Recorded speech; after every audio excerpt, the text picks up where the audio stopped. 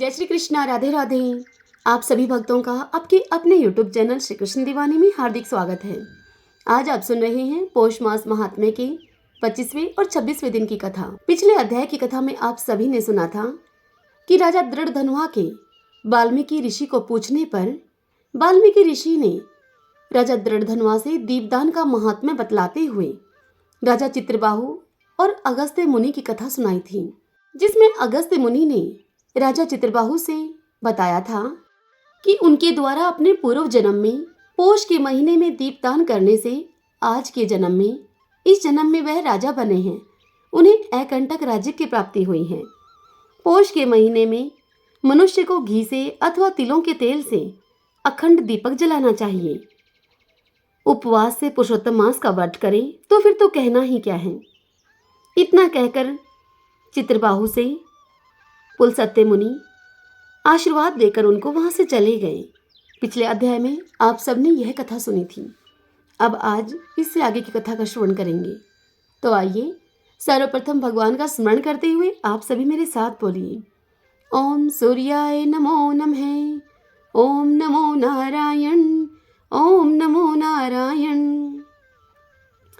राजा दृढ़धनुआ वाल्मीकि मुनि से इतनी बात सुनकर उनसे आगे कहने लगे कि हे ब्राह्मण, हे मुने, अब आप कृपा करके पुरुषोत्तम मास के व्रत के उद्यापन की विधि हमसे कहिए। यह सुनकर वाल्मीकि ऋषि कहने लगे कि राजन, पुरुषोत्तम मास के कृष्ण पक्ष में 14, नौमी, अष्टमी इन तिथियों में उद्यापन करना चाहिए। इस पुण्य पुरुषोत्तम मास में प्रातः काल उठकर प्रातः काल की सब क्रिया करके जैसे सामग्री मिले उसी से 30 ब्राह्मणों को न्योता देवें। यदि शक्ति न हो तो 5 या फिर 7 ब्राह्मणों को न्योता देवें। दोपहर में सुंदर मंडल बनावें। मंडल के ऊपर तांबे या मिट्टी के छिद्र से रहित 4 कलश की स्थापना करें। चारों दिशाओं में पुरुषोत्तम भगवान की प्रीति के लिए उन कलशों के ऊपर श्रेष्ठ नारियल रखें। उन चारों कलशों के ऊपर वासुदेव, हलधर, प्रद्युम्न, उत्तम देव, अनिरुद्ध इन चारों को स्थापन करें। फिर वेद वेदांगों के पारगामी वैष्णव आचार्य को बुलाकर उस मंडल के बीच में, जिसमें कि 4 ब्राह्मणों को जप के लिए वरण करें, उन ब्राह्मणों को अंगूठी आदि से युक्त 2-2 वस्त्र भी देवें। बड़े आनंद से वस्त्र आभूषणों से युक्त करके आचार्यों को विभूषित करें। फिर देह की शुद्धि के लिए प्रायश्चित करें। फिर पूर्व में कही हुई विधि से स्त्री के सहित पूजा करें। वरण किए हुए ब्राह्मणों से 4 प्रकार का चतुर्व्यूह का जप करावें। चारों तरफ 4 अखंड दीपक जलावें। फिर कर्म से नारियल आदि को उन नारियल आदि से अर्घ्य प्रदान करें। अर्घ्य देने का मंत्र है, हे देवेश, हे पुराण पुरुषोत्तम, हे हरे, आपको मेरा नमस्कार है। राधा जी के सहित आप मेरे इस अर्घ्य को ग्रहण करिए। नवीन मेघ के समान श्याम, दोनों हाथों में मुरली को लिए हुए, पीतांबर को धारण किए हुए राधा जी के सहित पुरुषोत्तम देव को मैं नमस्कार करता हूँ। फिर राधा जी के सहित श्री हरि को पुष्पांजलि देवें। फिर अपनी स्त्री के सहित भगवान को साष्टांग नमस्कार करें। फिर ब्राह्मण को स्वर्ण के सहित पूर्ण पात्र देवें और फिर आनंद से आचार्य को बहुत सी दक्षिणा देवें। तत्पश्चात भक्ति से अपनी स्त्री के सहित आचार्य को वस्त्र आभूषणों से प्रसन्न करें। फिर ऋत्विजों को उत्तम दक्षिणा देवें। स्त्री पुरुषों के पहनने के योग्य वस्त्र शंकर पार्वती के नाम से देवें। 8 प्रकार का पद देवें। जोतों का जोड़ा देवें। वैष्णव ब्राह्मण के लिए श्रीमद् भागवत को देवें। आज चंचल विचारता हुआ, पैसा आने जाने चीज है, मन में ऐसा विचार करता हुआ अपनी शक्ति के अनुसार यजमान जल्दी देवे, देर न करें। साक्षात अद्भुत भगवान के रूप में श्रीमद् भागवत को जो पंडित ब्राह्मण को देता है वह करोड़ों कुलों का उद्धार करता है और अप्सरा गणों से सेवित विमान में बैठकर योगियों को भी अति दुर्लभ उस गोलोक में जाता है। व्रत के उद्यापन करने को व्रत के नियम का त्याग कहते हैं। वाल्मीकि ऋषि आगे कहने लगे कि हे राजन, संपूर्ण पापों का नाश तथा भगवान विष्णु की प्रसन्नता के लिए विधि पूर्वक ग्रहण किए हुए उन नियमों के त्याग की विधि कहता हूं अब तुमसे। हे राजन, आयाचित व्रत में रात्रि के समय भोजन करने वाला मनुष्य ब्राह्मणों को भोजन करा के स्वर्ण का दान देवे। जो मनुष्य अमावस्या को भोजन करता है वह दक्षिणा के सहित गौ का दान देवे और जो आंवले से स्नान करता है वह दूध या दही देवे। फलों के नियम में फलों का दान करे। तेल के स्थान में घी देवे और घी के स्थान में दूध देवे। धान्यों के नियम में गेहूं और चावल देवे। और पृथ्वी शयन करने वाला सुंदर तकिया और चादर के सहित शैया का दान करे। उद्यापन के समय पत्तल पर भोजन करने वाला मनुष्य घी और शक्कर का भोजन करावे। नख केशों को धारण करने वाला बुद्धिमान मनुष्य दर्पण देवे। नियम के त्यागने पर अनेक प्रकार के रस देवे। दीपदान जो करता हो तो वह पात्र के सहित दीपक देवे। जो मनुष्य अधिक मास में भक्ति से ऐसा करता है वह बैकुंठ में जाकर वास करता है। हरि ओम तत्सत। ओम सूर्याय नमो नमः। ओम नमो नारायण। ओम नमो नारायण। आइए भगतजनों, अब हम श्रीमद् भगवत गीता से 17वें अध्याय की ज्ञानोपदेश का श्रवण करें। ओम श्री परमात्मने नमः। अर्जुन बोले, हे श्री कृष्ण, जो मनुष्य शास्त्र विधि को त्याग कर श्रद्धा से युक्त हुए देव आदि का पूजन करते हैं उनकी स्थिति फिर कौन सी है? सात्विकी है या फिर राजसी या फिर तामसी?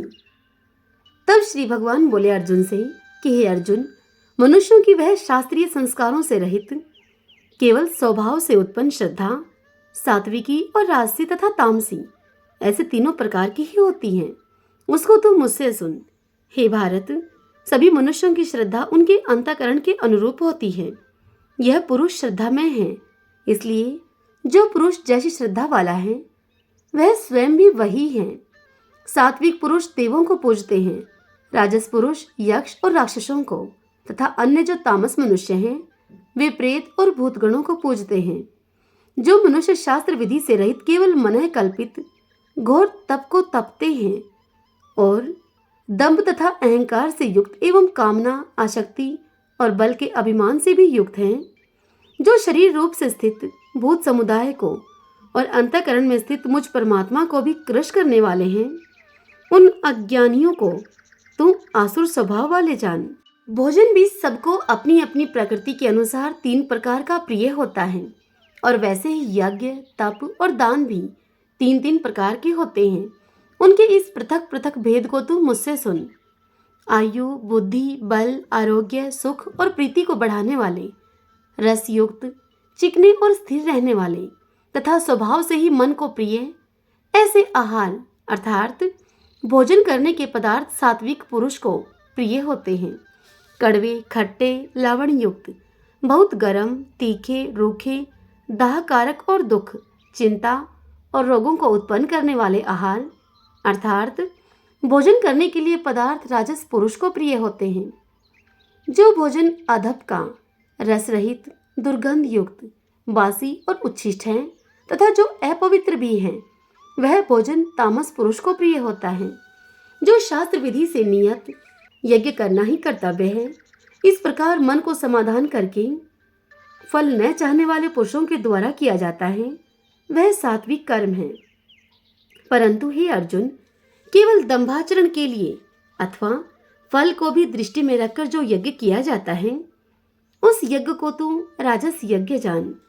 शास्त्र विधि से हीन, अन्नदान से रहित, बिना मंत्रों के, बिना दक्षिणा के और बिना श्रद्धा के किए जाने वाले यज्ञ को तामस यज्ञ कहा जाता है। देवता, ब्राह्मण, गुरु और ज्ञानी जनों का पूजन, पवित्रता, सरलता, ब्रह्मचार्य और अहिंसा, यह शरीर संबंधी तप कहा जाता है। जो उद्वेग न करने वाला, प्रिय और हितकारक एवं यथार्थ भाषण है तथा जो वेद शास्त्रों के पठन का एवं परमेश्वर के नाम जप का अभ्यास है, वही वाणी संबंधी तप कहा जाता है।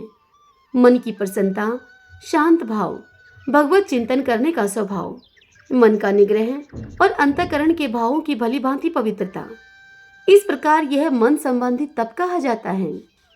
फल को न चाहने वाले योगी पुरुषों के द्वारा परम श्रद्धा से किए हुए उस पूर्वक 3 प्रकार के तप को सात्विक कहते हैं। जो तप सत्कार, मान और पूजा के लिए तथा अन्य किसी स्वार्थ के लिए भी स्वभाव से या फिर पाखंड से किया जाता है, वह अनिश्चित एवं क्षणिक फल वाला तप यहाँ राजस कहा गया है।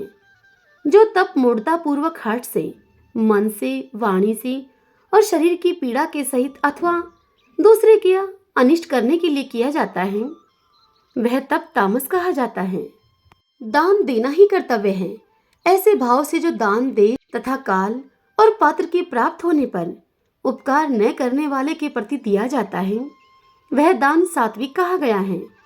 किंतु जो दान कलेश पूर्वक तथा प्रत्युपकार के प्रयोजन से अथवा फल को दृष्टि में रखकर फिर किया जाता है, वह दान राजस कहा गया है। जो दान बिना सत्कार के अथवा तिरस्कार पूर्वक अयोग्य देश काल में और कुपात्र के प्रति दिया जाता है, वह दान तामस कहा गया है। ओम तत्सत। ऐसे यह 3 प्रकार का सच्चिदानंद घन ब्रह्मा का नाम कहा है।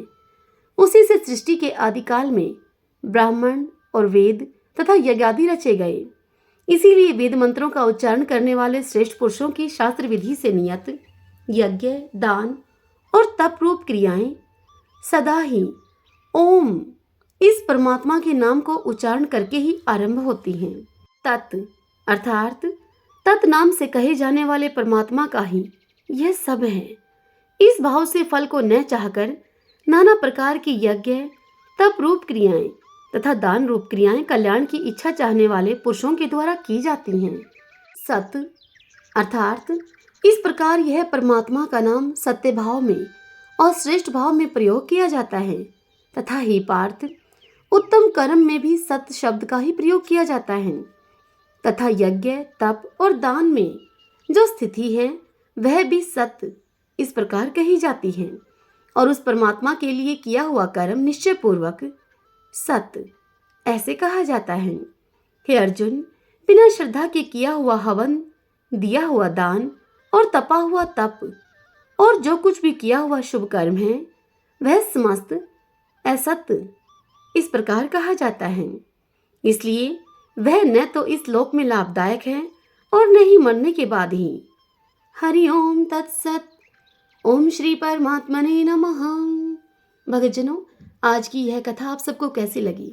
पसंद आई हो और आपके लिए उपयोगी रही हो तो इस वीडियो को लाइक करें, अपने अपनों के साथ शेयर करें और कमेंट बॉक्स में जय श्री कृष्णा लिखें। हरे कृष्णा।